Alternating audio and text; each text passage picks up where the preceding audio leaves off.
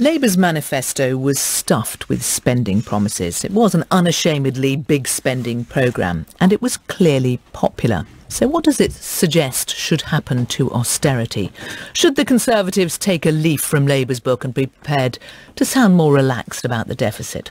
Well, Byrne was Chief Secretary to the Treasury in Gordon Brown's government, the author of the infamous note to his successor saying, "I'm afraid there is no money." Fraser is the editor of The Spectator magazine, and both join us now. Good morning to you both. Morning. Fraser, what do you think it should mean for the Conservative approach to spending?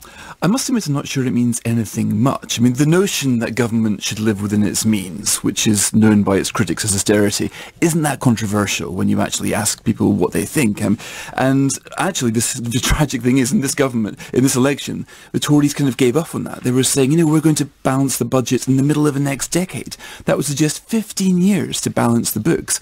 So even the Tories moved away from what had been their winning economic card, which is to campaign on the economy. Yes, Labour promised to spend a lot more and borrow a lot more, but the Conservatives also promised something like 100 extra billion more in tax, 175 billion more in debt.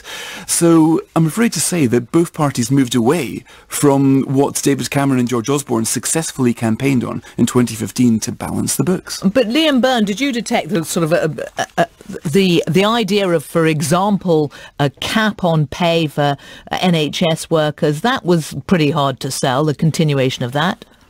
I think the big picture here is that extreme austerity is over. It's lost its political mandate, and it's lost it for a very good reason, which is that it's produced an economic model that's failing, public services that are falling apart, a deficit that is still bigger than Greece, and public debt that has actually doubled. And you've got to remember that at the absolute core of the Osborne-Cameron plan was this austerity programme that proposed to close the deficit, close over 90% of the deficit with spending cuts. Now, that was very different to the plan that actually I left in the Treasury, that proposed a much more prudent mix of tax rises, economic growth, and indeed spending savings. That sort of delicate balance was swept away. The deficit it was proposed was closed with public spending cuts. There were big tax cuts as well for the biggest companies and the luckiest individuals, and there was a hope that that would then lead to investment that would then get the economy back on the move. But that's failed because companies are just hoarding the cash instead, and so we've now got this country where big companies are sitting on cash and people are sleeping on streets.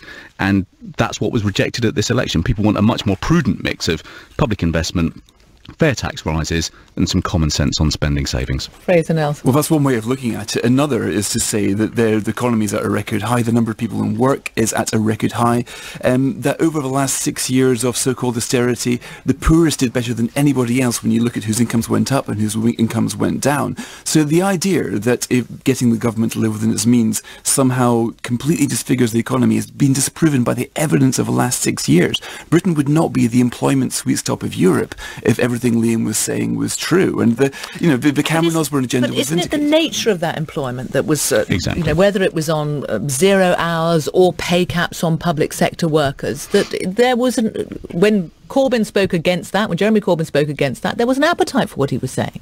The majority of these new jobs were full-time jobs, and yes, the public sector pay constraint has been very tight. That will probably be lifted by Theresa May when she gets back.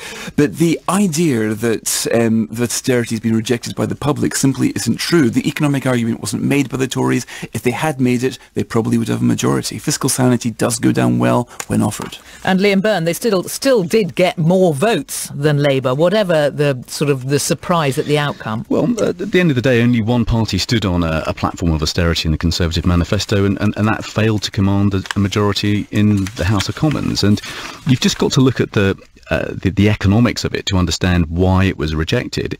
The Conservatives remain pretty committed to a sort of Chicago-style trickle-down economics theory that says that if you hand significant tax cuts to those at the very top of society, that's what gets your economy back on the move. But the challenge is that companies are just taking that cash and hoarding it. So the corporate cash balances in Britain are up by about £140 billion since 2010. That's 5 times larger than new investment in the economy. So companies in the private sector are simply not mobilising the investment. And what people wanted at this election is a clear plan for how you could build a different kind of country after Brexit. They recognise that that involves some investment in things that create good jobs, investment in skills, investment in science. And that was what was proposed in the Labour manifesto. We only proposed a 6% increase in public spending, and we proposed to fund the entirety of it through some common sense taxes on those who've done incredibly well since 2010. The former permanent secretary at the Treasury, Nick Macpherson, tweeted about the result that it guarantees a higher deficit. Fraser Nelson, is he right, and does it matter in that people don't seem to care? Well, he's right in that both parties offered a higher deficit. Both of them moved away from the idea of trying to balance the books. It's difficult to work out people care because there wasn't a single party actually wanting to stick to the original plan for balancing the books at the last election. So yes, you can say that Westminster is kind of going cold on the idea of getting rid of a deficit. That used to be the governing principle of the Conservative Party. But it's difficult to tell if that's popular or not because nobody was offering anything else. Fraser Nelson, Byrne, thank you. Thank you.